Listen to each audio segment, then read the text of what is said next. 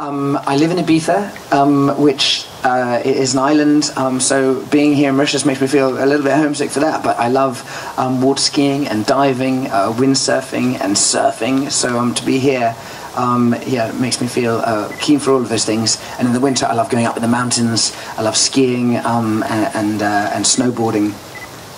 Yeah, that'll do for now.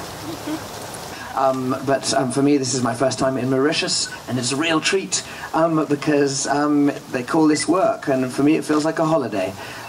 So thanks very much for having me. Merci beaucoup. And of course, the theme of the tour is moon landing, and we have taken an enormous, great production around the world. It's looked incredible on stage, the lights, the sound, the lunar modules we've had on stage. We've been dressed as spacemen, but here in Mauritius we haven't been able to afford to bring any of it, so the audience are just going to have to use their imagination.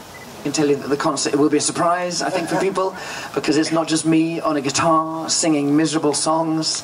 I brought a band, and they all rock. They're all taller than me, better looking than me, and entirely worth coming to look at just for them. So I hope all you guys in the media will come along, and I hope some of the audience behind you will make it too. What was your reaction knowing that all the tickets were sold out? I think a little bit of surprise. The question was how did I feel about the tickets being sold out? I was surprised. I get sent by my management the ticket sales for every concert for the whole world tour, and I'm told by you guys that it's sold out, and I now know that my management lied to me because they still tell me there's 300 tickets to sell.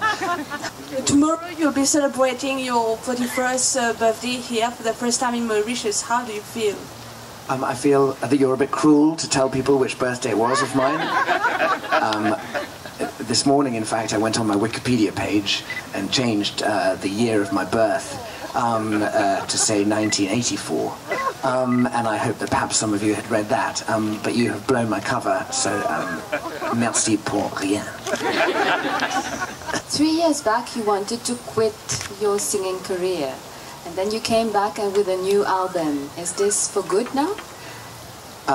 I can tell from the question that you must read the Daily Mail newspaper in the UK, which is not famous for ever telling the truth. So no, I have never promised or assured anyone that I would quit music. It's something I love. It's the best job in the world. It brings me to some incredible places like Mauritius. And if you keep letting me write songs and put them out, I will keep going.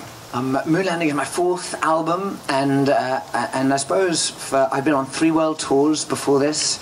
On my 3rd, I was pretty surprised to be doing a 3rd world tour, or any world tours. I thought I'd just be doing a tour of North London, and so to be on a tour of the world was an amazing thing. But I suppose by the 3rd I was writing songs with an audience in mind, with the arena in mind, picking up an electric guitar and making a noise, and it was really fun, but it wasn't as rewarding as writing songs for myself. And so for my 4th album, I went to Los Angeles to find the man who recorded my first album, Back to Bedlam, 10 years ago, and he and I locked ourselves away in a studio for a year.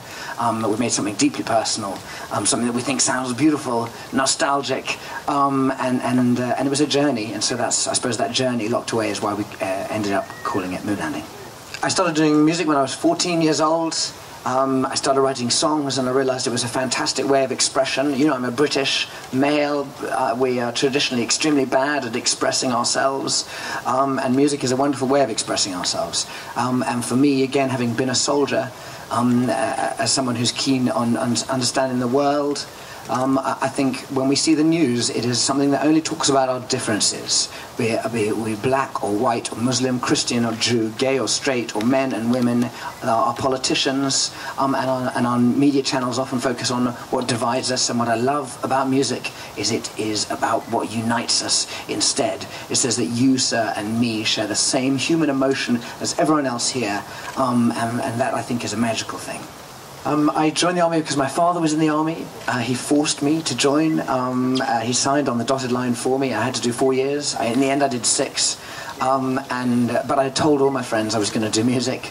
I told so many that eventually they told me that if I didn't go, they were going to force me out.